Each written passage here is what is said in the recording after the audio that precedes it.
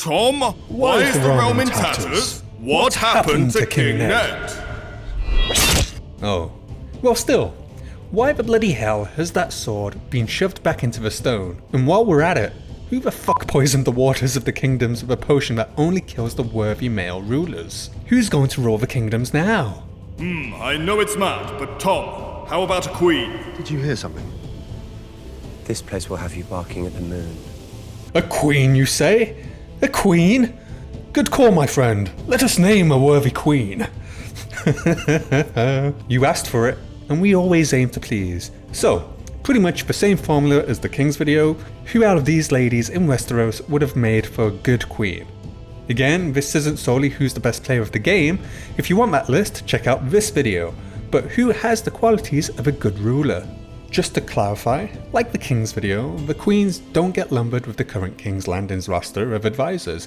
They can pick their counsel. Books or shows? Okay guys, for a change we're actually going with the show as primary on this one, and books as the supporting material. This isn't a commentary on George's female representation in his works before anyone starts. The guy knows how to write strong female characters. But some of the ladies we'll be discussing in this list are actually a bit more badass in the show and do a little more to justify their being a worthy monarch. We'll still reference the books where we can though, don't worry. Discord is here, there's a lot going on, there's role-playing, a D&D campaign, CK3, lots of stuff, and I don't know half of what's going on because people are just having a good time doing whatever they want there. And don't forget to like and subscribe, and let's get going, Liam. At number 5, it's the mother of dragons, Daenerys Targaryen.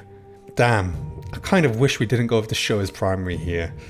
Okay, I know what you're thinking. How in the Seven Hells could Dany make a good queen after that final season? And to be honest, it's likely she'll turn villain in the books as well. The signs are there. But despite that minor incident in King's Landing, like it's just a blemish if you think about it, considering her great career up until that point, Dany does have the right ingredients to be a great queen. She's very charismatic and naturally kind-hearted, but also headstrong, tenacious and bold. But like how a freshly forged sword needs a dependable whetstone to transform a blunt lump of metal into a sharpened blade, Dany needed her wise counselors to temper her starry-eyed view of the world and rein in her more destructive impulses. There's the makings of a tyrant in Dany, make no mistake. Just because she helped the downtrodden doesn't take away from her rather warped view of the right and wrong. Most forget that tyrants do often start out by rallying the downtrodden and the outcasts of society behind them. These two mustachioed dickheads are prime examples who used the lower class to gather the initial support. But much like Edmure in our King's video, we believe the right counsellors by her side who can keep the tyrannical despot within her in check, Dany could have been a fine queen and a strong ruler. She's not perfect by a long shot and does some very questionable things, but she's basically on the right track for a good chunk of the story. It isn't really until her more level-headed advisors start getting picked off that she begins to show the more serious cracks, with Missandei clearly being the last straw for her already battered sanity. Despite this, Dany is stronger than people give her credit for, which leads us into her best queen-like trait, that being her ability to inspire people. Most will say people who only followed Dany because she had dragons, and while it's true those fire-breathing lizards were great bargaining chips for many of her aggressive negotiations, many forget how she acquired those dragons. No one made her walk into that fire, she did it of her own accord. Dany's willing to take action, and it's those bold actions that often inspire others, although admittedly sometimes in the wrong way. A great example is the show and book Attack on Meereen. A good chunk of the victory in both mediums can be attributed to Dany inspiring slaves to rise up against their oppressors. A good queen often rules through their own power, but a great queen rules through the power of their people, and in this regard, no one can hold a candle to Dany. This trait is what makes Dany such a great wartime ruler. In times of violence and threat, you need an inspiring figurehead to rally behind. Plus she's got 3 dragons, so yeah. But she's absolutely not without flaws. She is at the bottom after all, and her biggest flaw as queen would be her naivety. There is a much younger child higher on this list who has a more sensible and grounded view of the world than Dany. Her head is in the clouds, and she has a very warped and tainted view of reality. In fairness to her though, we do have to consider that even in the show, she is still basically a child with a highly traumatic and sheltered childhood, combined with manipulation and to some degree, brainwashing from the people who want to use her as a tool of control or to gain power.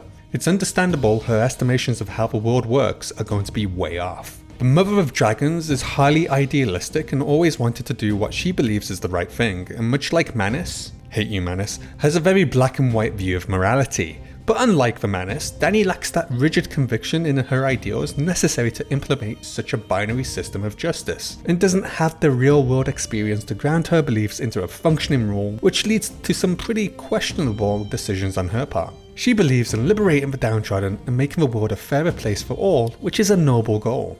But she has no idea how to actually get there once past the initial conquest. She lacks skills in administration and doesn't seem to understand a functioning society needs a functioning economy, and if you destroy the primary economic output of a society, however evil a practice it may be, you need to fill the void it left with something new. Administration is basically 99% of the job when the conquest is over, and it's here where Dany fails hard and needs good counselors to make up for these shortcomings, and she really doesn't have the knowledge of what it takes to be a peacetime queen.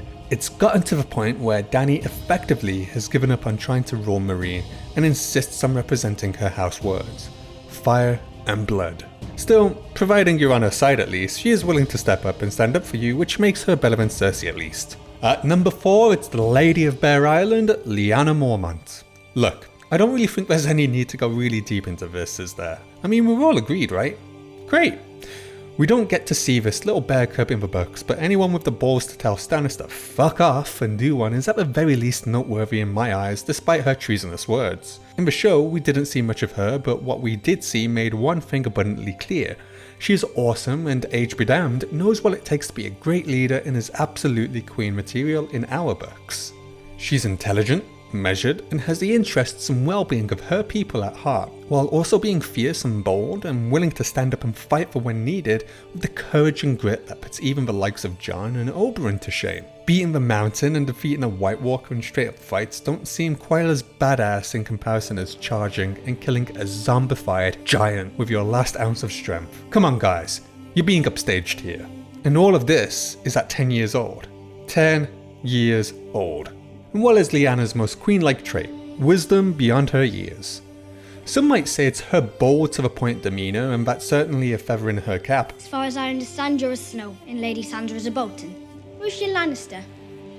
I've heard conflicting reports. Lyanna's strongest queen trait is her wisdom. Like I said earlier, we don't really see much of Lyanna in the show, but we learn despite her age, just how wise she is from her opening scene. Notice she won't commit her forces to Jon and Sansa blindly just because they hail from her liege lord's house, and shuts down every attempt at flattery, whilst also poking holes in their arguments. But she's willing to listen to the advice of her counsellor and take it on board, as well as hearing Davos out because he's more upfront and makes a much stronger case. She's clearly already learned how to scrutinise the words of others and not to allow honeyed statements to colour her thoughts on other intentions. An absolute must of a trait for a good queen. To top it off, while she has heeded the words of her counsellors, she has the wisdom and conviction to take responsibility and make her own decision on what to do.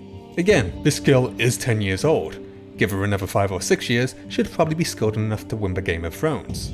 As for her biggest flaw as queen, of course, it's her age and the obvious lack of experience this brings. Lyanna's intelligent, strong-minded, and as we've already said, very wise. But she's still a young child, and despite having the foundations of a good leader, she's likely to still get an awful lot to learn when it comes to the bigger picture. Bear Island is a very small region, and definitely makes for a good practice ground for Lyanna to learn the ropes. But the Seven Kingdoms is a different beast entirely, and there is a lot more to it when it comes to their ruling. While she's clearly gifted, she definitely won't have the admin and diplomatic skills locked down to the degree where she would preside over 7 kingdoms. No 10-year-old could. But hey, that's what advisors are there for, right? On to our number 3, and it's the only competent person to be found in the rainy shithole known as the Iron Islands. It's Yara Greyjoy. Shh. Can you hear that, Liam? That's the sound of an army of bad guys furiously typing a comment about how her name is actually Asha in the books. Guys, just stop. We know she has a different name in the books, okay? We're using Yara because that way those who haven't read the books know who we're talking about, and I don't have to say Yara/Usher repeatedly. That will get extra annoying fast, and my voice is already annoying. No, wait, my voice isn't annoying, Liam's voice is annoying. Okay, so let's not make that worse. Yara in both mediums is a strong and highly capable leader, able to inspire loyalty and devotion from the men under her command.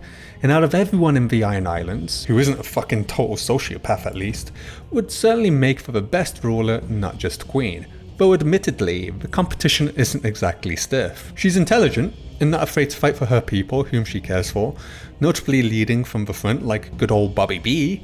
And the cherry on top, she actually understands the value of alliances, which is a bigger miracle than Jon's resurrection when you look at her useless moronic father. Will there ever be a time when we stop bagging on this guy? Would she be a good ruler for the Seven Kingdoms as a whole? I think it's probably the most debatable pick on the list. As Queen of the Iron Islands, absolutely, she has essentially been groomed for that role by her father at the end of the day. And I think she's without a doubt the best wartime queen of the bunch, with all things equal and no cheat codes to spawn dragons enabled. It's the peacetime duties that I think may rub on her slightly. Iron Island culture is very different to that of the mainland. The question is, could Yara adopt the less raidy ways? We'll give her the benefit of the doubt. She seems pretty progressive and open to forgoing that cultural aspect when negotiating with Dany. And Yara's strongest trait as ruler would be, she is not her father. Stop! He's already dead! I'm sorry, I just can't help myself anymore. It's too easy to softball the jabs in, but in seriousness, it's her ability to lead the war and not be her father. Already, kind of covered this, so we'll not drag it out. But she's an excellent military leader, one hell of a naval commander. Pretty much all of the Greyjoy's success in the north can be attributed to Yara's command of the show, and she can still claim a good chunk of credit for the Ironborn success in the books, notably capturing Deepwood Motte, though I think Vic probably gets the biggest slice of the victory pie in the pages if we're being fair. This is what feeds into her being debatably the best wartime queen. And her biggest weakness as queen would be? She really doesn't care for marriage in the slightest. Queens and kings kind of need to marry, or at the very least be open to it.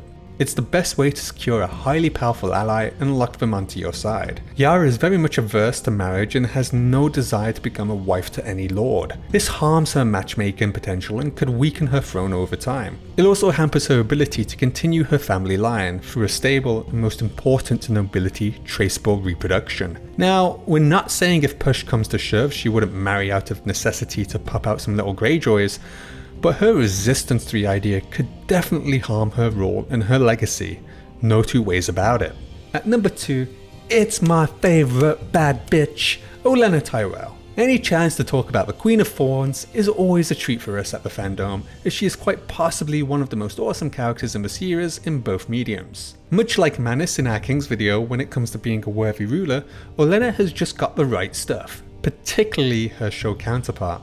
As while she is still crafty and capable in the books, we don't have a clear view as to who is wearing the trousers for House Tyrell. For the show though, that's pretty plain to see. It's certainly not Mace. She's highly intelligent with a great understanding of logistics and economics and wise in the realm of political and incredibly strong-willed, making her one of the best players of the Game of Thrones. And while you likely won't see her picking up a battle axe and taking the battlefield, she seems to understand how to rule in times of war. She's not exactly fond of the common folk and has no issue sharing her opinion of them. The lords of Westeros are sheep.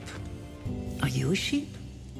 But she understands the dynamic of the realm, and while crude and harsh, isn't really wrong in what she says. Olenna strikes a great balance between being a gentle hand and a ruthless pragmatist. Some would love her, and others would fear her, but a realm and dynasty under her would likely be a fruitful one indeed. Although Olenna at the time of writing definitely isn't going to be very fruitful. But when it comes to her best queen trait, none can hold a candle to the Queen of Thorns experience. Olenna has seen it all, and lived to a ripe old age, which is more than you can say for most of those who inhabit the world of ice and fire. This has imbued her with near unmatchable wisdom, and very few people can pull the wool over her eyes or sell her snake oil, with Tywin seemingly the only person to outplay her once. She's one of the few characters in the series who doesn't seem to give a single piece of bad advice, and her insights are always without fail bang on the money. As for where Olenna falls short as a queen, she's exceedingly impatient and a little stubborn. Olenna is at that age where she just doesn't have time for anyone's shit.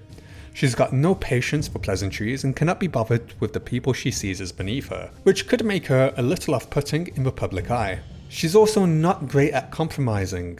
and only appears to do so when it's in her pre-planned intention, which can be detrimental in the position of leadership, as sometimes compromise is key. Still, the Queen of Thorns is without doubt one of the most worthy to be Queen of the Seven Kingdoms and will take some serious beating.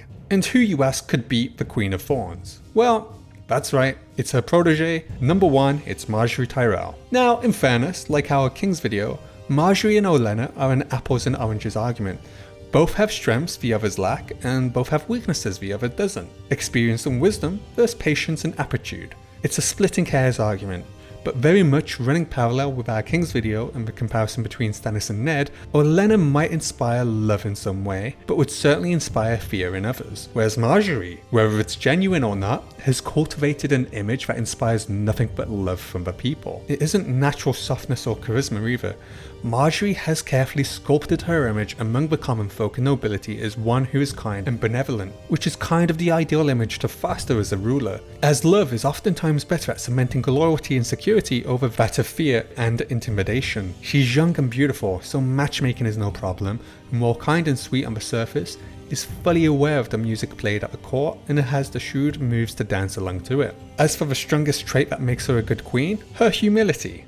Margaery is smart, ambitious, and by no means a bad player of the Game of Thrones. But what makes her truly queen material is her acknowledgement of her shortcomings. Margaery in both mediums understands that she doesn't know everything when it comes to ruling and lacks the experience to navigate situations that are foreign to her. But unlike characters like Cersei, who hold the beliefs that they always know best, Margaery is happy to listen to the advice of her elders and heed their wisdom. She will dutifully adhere to any given role if it advances her interests and is always willing to learn. While she makes her own choices and is fully capable of holding her own and protecting herself in the political landscapes as a queen might find themselves in, Margaery will take an outstretched hand, so long as she deems it trustworthy, and pull both herself up to the heights she may not reach alone just yet. As for her biggest weakness as queen, time for our obligatory half-assed suggestion given with the hope you guys will fill in the gaps in the comments.